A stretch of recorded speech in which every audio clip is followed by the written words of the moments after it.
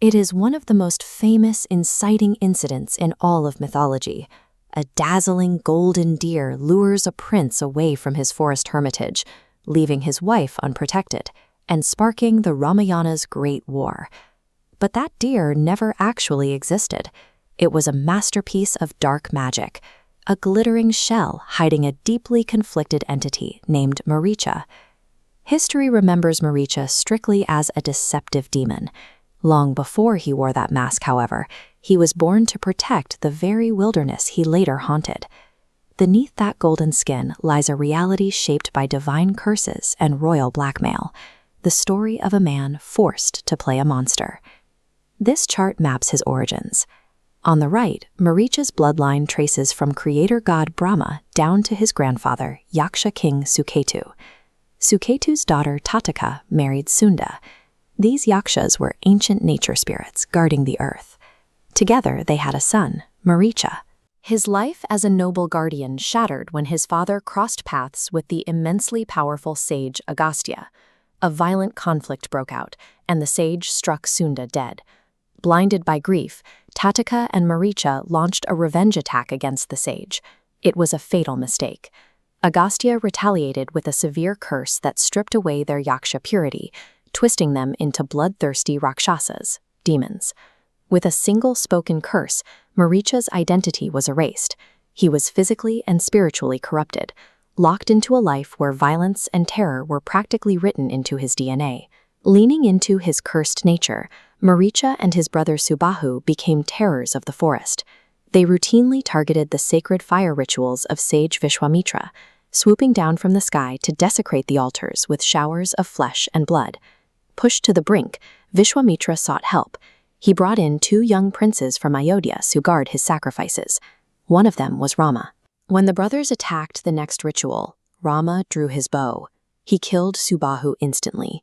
Then he fired a weapon at Maricha with such overwhelming force that the blast hurled the demon hundreds of leagues deep into the ocean. Maricha survived, but the encounter broke his demonic pride. Terrified of Rama's divine power, he abandoned his violent raids and vanished into the wilderness. He retreated to the deep woods of the Dandakaranya forest. There, the former monster grew out his matted hair, dressed in tree bark, and lived quietly as a saintly ascetic, hoping to never cross paths with Rama again. But his past soon caught up with him. Ravana, the terrifying king of Lanka, arrived at Maricha's secluded hermitage.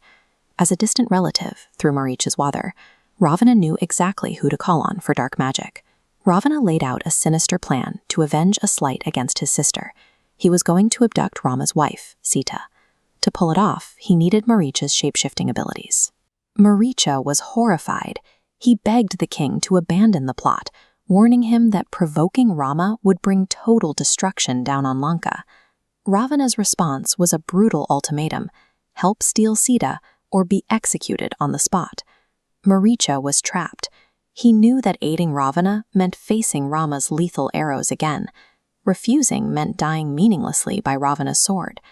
Caught between 2 fatal outcomes, Maricha chose to die at the hands of the divine. Accepting his fate, Maricha tapped into his dark magic one last time.